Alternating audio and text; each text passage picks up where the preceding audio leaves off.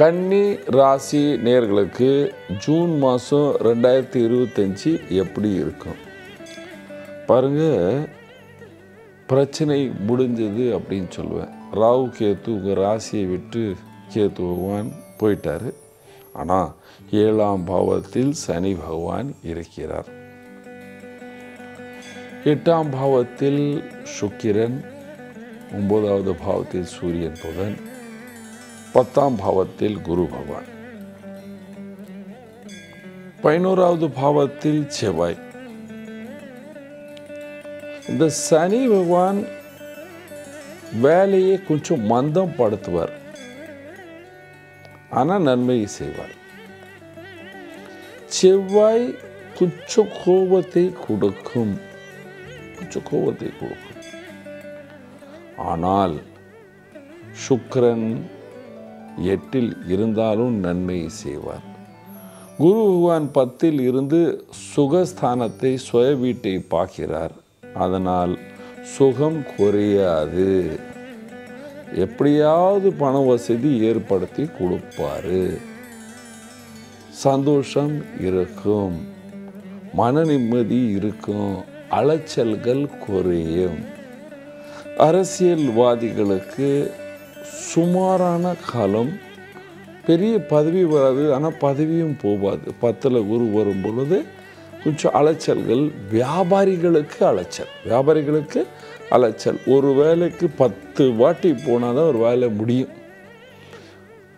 நீங்கள் நல்லா டிகிரி வாங்கிட்டு ஏதாவது ஒரு பதவியில் உங்களுக்கு மார்க்கெட்டிங் செய்ய சொல்கிறாங்க, MBA மார்க்கெட்டிங். அப்போது நீங்கள் 100 பேர்கிட்ட போனீங்கன்னா 20 பேர் தான் உட்காந்து வச்சு உங்கள் பேச்சை கேட்பாங்க. இதுதான் குரு பகவான் 10ல் வருதுன்னு அர்த்தம்.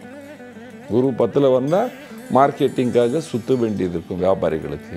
நீங்கள் நாட்டிலையும் வெளிநாட்டிலையும் வியாபாரம் பண்ணும்போது சுற்ற வேண்டிய நிலைமை அதிகமாக இருக்கும். வேலைக்கு செல்கிற ஆண் பெண்களுக்கு அந்த வேலை ஸ்தானத்தில் கொஞ்சம் அலைச்சல்கள் அதிகமாகவே இருக்கும். ப்ரமோஷன் இப்பொழுது இல்லை, ஆனால் பேர் கெடாது. ஆஸ் இட் ஈஸாக சந்தோஷமாக இருப்பீர்கள். வீட்டில் சந்தோஷம் இருக்கும். கணவன் மனைவி உறவுகள் நல்லா இருக்கும். அலைச்சல்கள் குறையும். 7 சனி இருக்குது, பரவாயில்ல. 7 சனி தான், அது குரு வீடுல இருக்குது சனி. 5 கூடிய கிரகம் 7இல் இருக்கும் பொழுது பூர்வ புண்ணியம் அது உங்களுக்கு அலைச்சல் கொடுக்காது.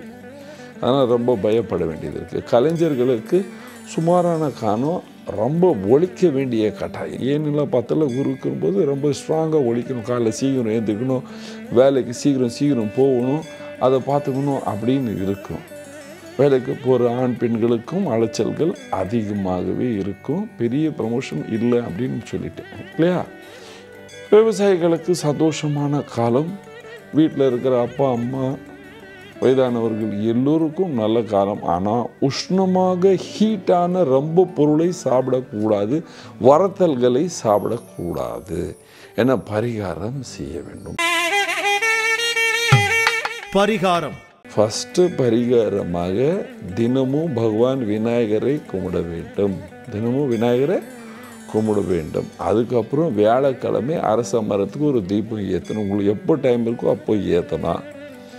7 சனி இருக்குது, அரச மரத்துக்கு கீழே சனிக்கிழமை ஒரு விளக்கு தீபத்தை ஏற்றிட்டு பிரார்த்தனை செய்து ஒரு சுற்றி வந்தால் உங்களுக்கு எந்த அலைச்சலும் இல்லாமல் சந்தோஷமாக சுகமாக வாழ்வீர்கள். நன்றி, வணக்கம். இது போன்ற ஆன்மீக வீடியோக்களை தொடர்ந்து பார்க்க கடவுள் டிவி யூடியூப் சேனலை சப்ஸ்கிரைப் பண்ணுங்க.